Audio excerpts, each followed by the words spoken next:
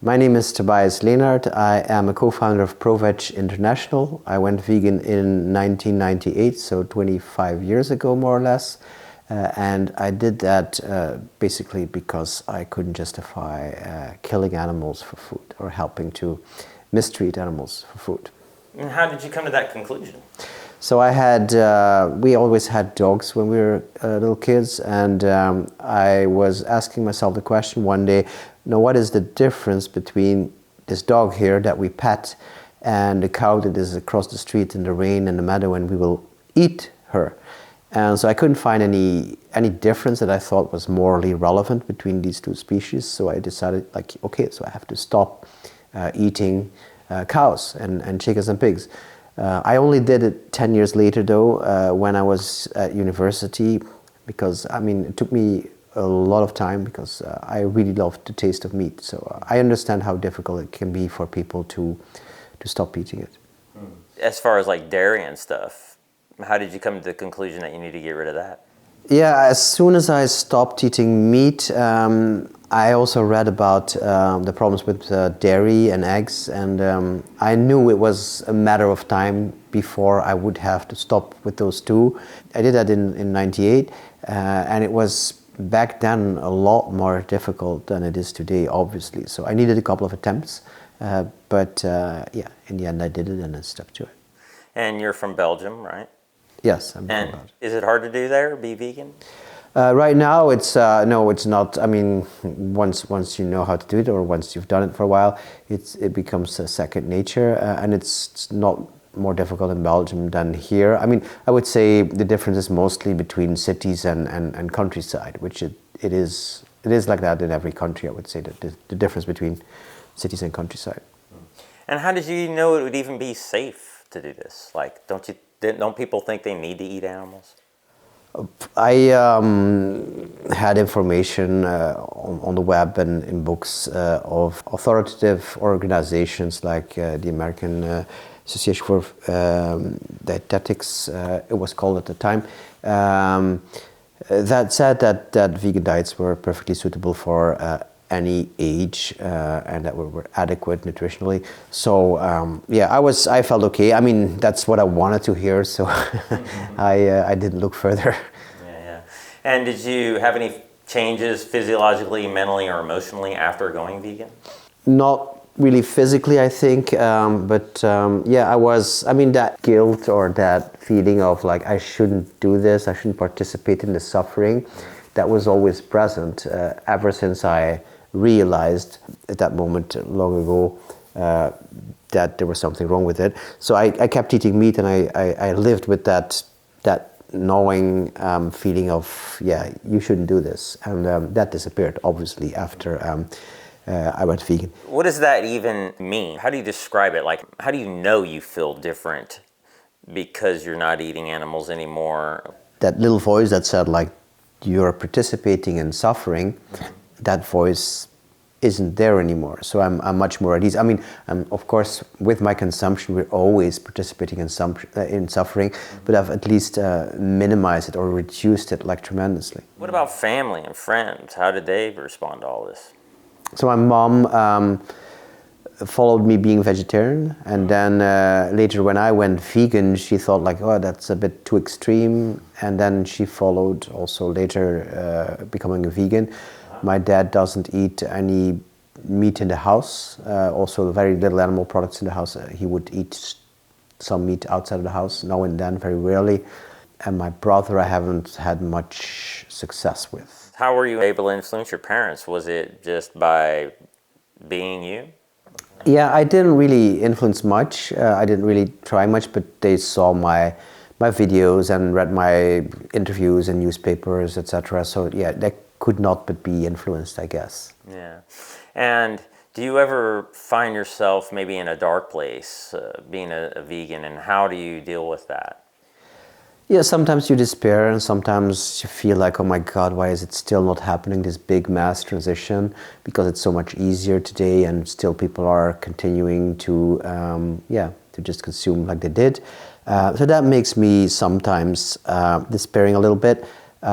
there's several things that I do. First of all, I do believe that optimism is a moral duty. So you can be more sustainable and you can recruit more people if you're optimistic. If you're miserable, then nobody's going to follow you.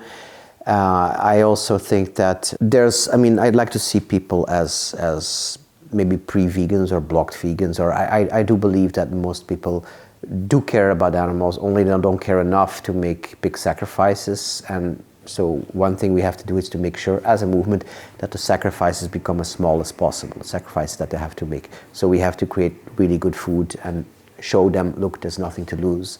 Yeah, I generally try to believe that humans are good beings who want good for each other, and it often doesn't look like that, and you could make a long list of all the horrible things we do to each other, to animals, to the planet, but you could also make a pretty long list of all the wonderful things that we're doing. And so it's a matter of focus. I think we can't know if we will destroy ourselves or if we will build paradise, but if I don't know, then I choose to believe the positive side of the story. How has veganism pervaded through the things that you do in life? You've got a blog and you're a part of maybe some books, right? You've written a book. Ever since I graduated, I kind of till now I devoted my life to animal suffering or veganism. So I run an organization from 2000 to 2015. Was the first organization ever in the world to receive structural government funding for spreading veganism or meat reduction. So in 2015 I left it, then I became more of a meta activist. I started to give a lot of talks and trainings to people who are already on board to help them be more effective and more strategic. I wrote a book called How to Create a Vegan World, and I still give a lot of talks. I do a lot of interviews, I write opinion pieces, I do consulting. So basically my days are pretty much filled with helping animals in one way or another. When you're not engaged in activism, or at least doing what you do for veganism, do you kind of feel like you're missing something, or something's missing? Yeah, I need to feel meaningful, and I need to have these moments when I can see results, or when I see some impact of my actions. I need to have those moments on a regular basis. So if I go too long without doing something useful, then I don't feel good. Then I will want to be meaningful. So the best way to relax is actually after having done something meaningful, after having done a good bit of work. Yeah.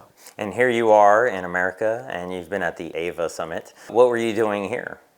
I gave 2 talks here, one on vegan strategy and communication, and another one on, basically on the question, why would you help animals in a world where there's so much human suffering? Obviously, we also, apart from talking, we go to 2 talks to listen to talks and to learn, but also there's a lot of talking to other people and networking, meetings. That one talk you mentioned, you said, why would you want to do this?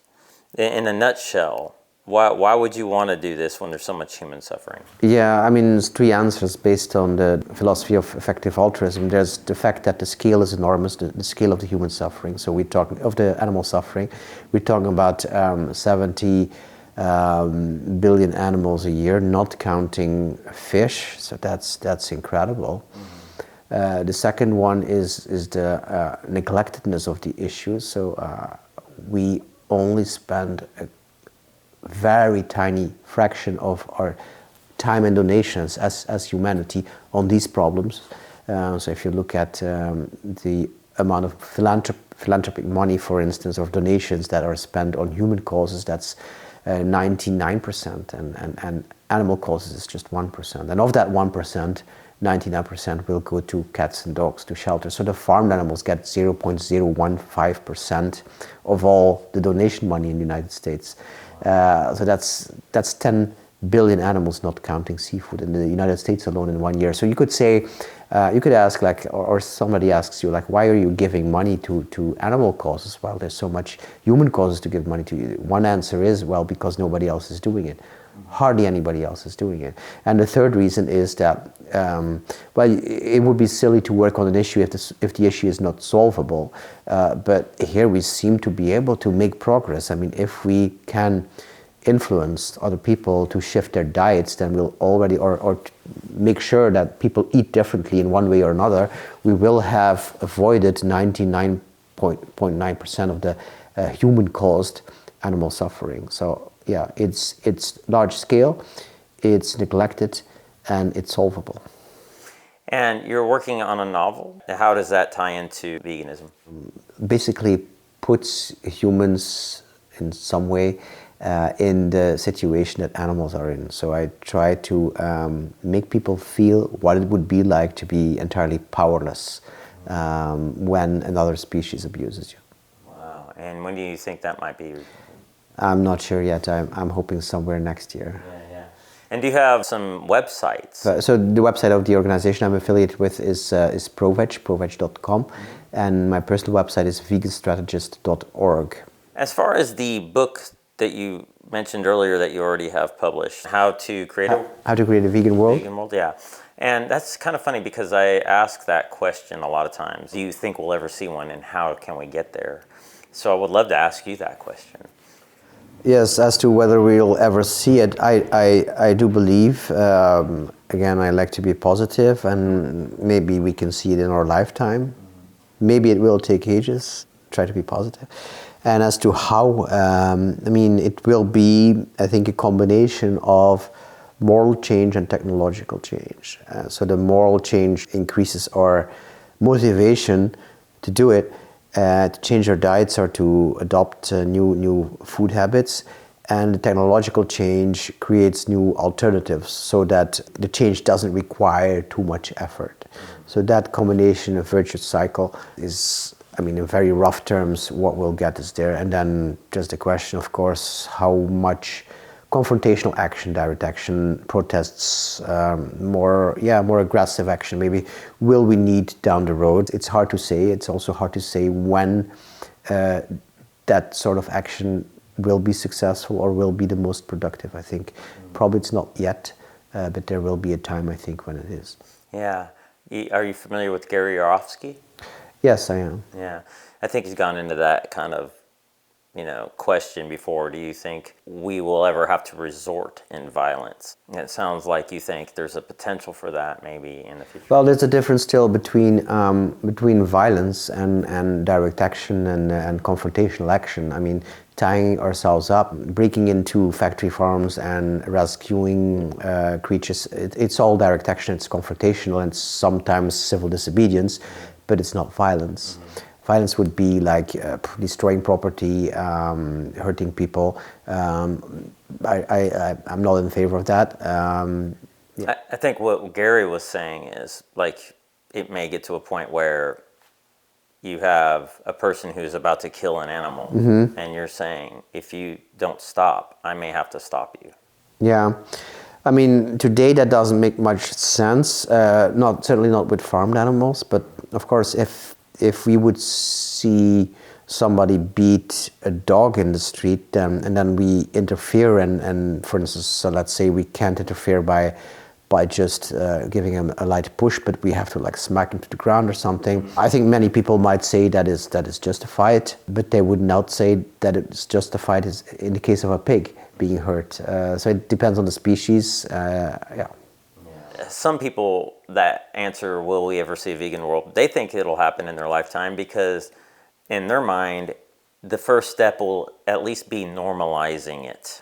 And maybe not necessarily everybody's vegan, but everybody understands it and is okay with it. Is there like maybe some steps that... Yeah, I think normalizing is really an important step. So if certain companies take the step of like saying like, look, now what we offer is by default vegan, and if you want meat, you have to pay extra. You'll find it there. You have to go through some extra admin or thing or something. Or we make it more difficult to eat meat, then that gives a very clear sign that meat is not normal anymore. And I think that we will see more and more of that, and people will slowly start to accept that. That is very definitely an important step. Do you have any quotes you would like to share? Yeah, one really nice quote, I think, is something we all feel as vegans and as people who care about animals. It goes like this. It's by Jim Coetzee, who is a Nobel Prize winning author. And he says, "We are haunted by what we do to animals, but we are equally haunted by how unhaunted others are." Is there anything that we didn't talk about that you think would be nice to get out there? So I would say to people that they don't have to be the perfect vegan in order to help animals. Helping animals is not the monopoly of a perfect vegan or not even of a vegan. Everybody can help animals. So don't stop, or don't hold back on helping animals until you're the perfect vegan.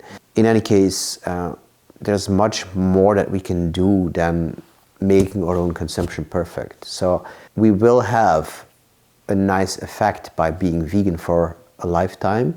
We will save some animals, but we can save much more animals by activism. By making this movie here, and by making movies in general, that is more helpful than you being vegan for an entire lifetime, because you spread the message and you influence other people who can then change their diet, etc., etc. So activism, advocacy, or words, they speak louder than our diet.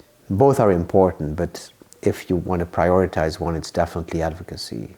Wow, that's great. That reminds me, Ryuji, you're familiar with Ryuji, I'm sure. After Ryuji, he spoke before Peter Singer. Oh yes, yeah. He and many years ago, I saw him speak on stage somewhere, and he said his biggest regret was not becoming an activist sooner. Yeah, some people say like my biggest regret was not becoming a vegan sooner, but like become an activist, doing things, and it could be in many different forms. It can be a blogger, can be making food, can be business activism, can be making videos and documentaries, can be in the street distributing flyers, direct action, can be so many things. But the important thing is that we do something, and we need as many people as possible in this struggle. We need as many people as possible. We need them to spend as much time as possible on it, and we need them to go on as long as possible. What do you think your biggest regret is? Maybe my biggest regret would be that I didn't choose fields of study that were particularly relevant. So I chose language and literature, English and Dutch, which were two languages that I already spoke when I started to study them at university. I spent 4 years on them. So I could have spent that better in more useful ways. Wow. Well, I appreciate your time. I think maybe that everything that you've learned throughout your life has been maybe more relevant than you might realize even. It could be. Yeah. I find that happens with myself. Sometimes I'm like, man, I wish I'd have done things different. But then I'm like, wait a minute. I'm not doing too bad. And I think you're doing amazing. So I appreciate your time. And thanks again. All right.